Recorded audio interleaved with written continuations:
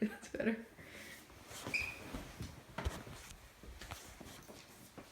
Hi, my name is Shelby Billingsley, and today I'm going to be talking about why I'm against changing school systems from 9-month schooling to year-round schooling or 12-month schooling. So what if I told you as a first grader that you would no longer be getting summer vacation? I think most of us would be looking like this little kid does. Really sad and upset because summer is some of the best times for us as little kids. So what is year-round schooling? Year-round schooling was introduced in the 1900s. It first started in urban areas because these areas aren't tied to the agrarian cycle. The first towns that implemented this system were Chicago, Washington, D.C., Cleveland, Detroit, and Buffalo. Schools run for about 48 weeks or more. Today, throughout the country, 2 million youngsters are attending year-round schooling, and these are mainly in California, Texas, Florida, and Kentucky. Several years ago, many Texas schools decided to switch to year-round schooling, and nearly half of them switched back because they didn't like the results they were seeing. School officials said the program didn't improve academic performance and substantially, and they were unable to win the cooperation of the children's parents. It was just simply too hard to fight the tradition as everybody is so used to the 9-month school year.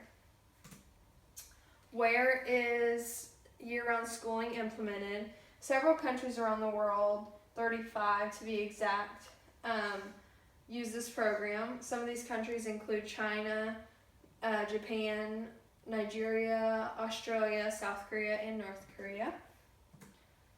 The traditional American school year was designed as a 9-month schedule, so thus requiring 180 days in the classroom. This schedule was established when the United States was still largely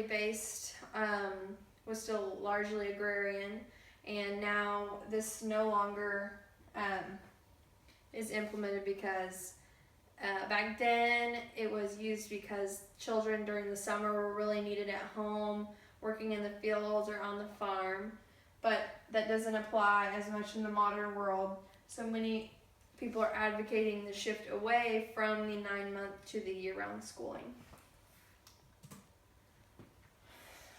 Studies have shown that students in year-round schooling don't learn more than people in 9-month schooling. The research has shown that really the test scores are honestly about the same.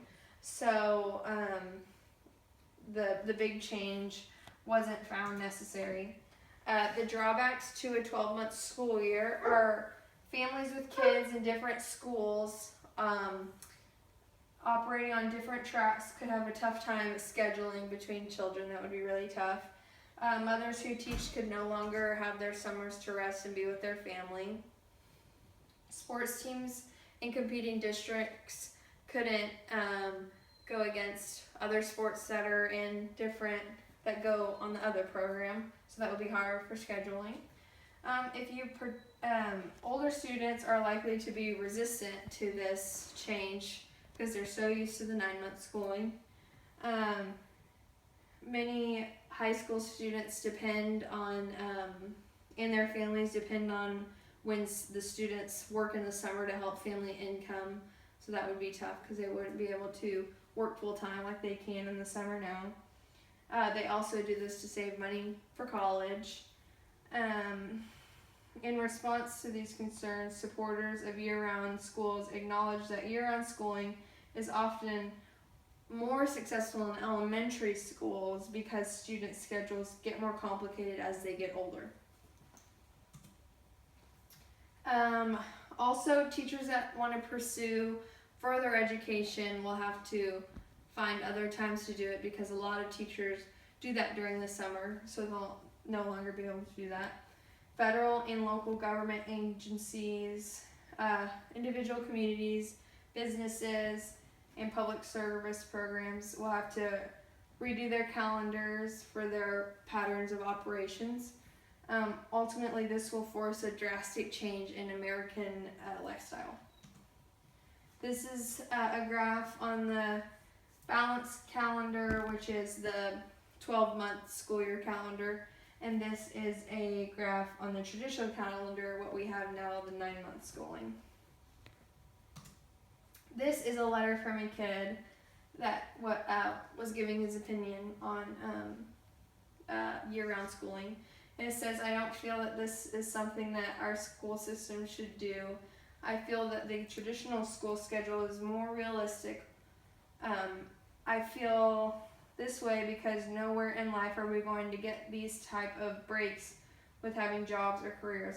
I feel that this way teaches us commitment and how to stay focused on our goals. Ultimately, having a 3-month summer is important for children as they learn things that can't be taught in the classroom through experiences and with their families.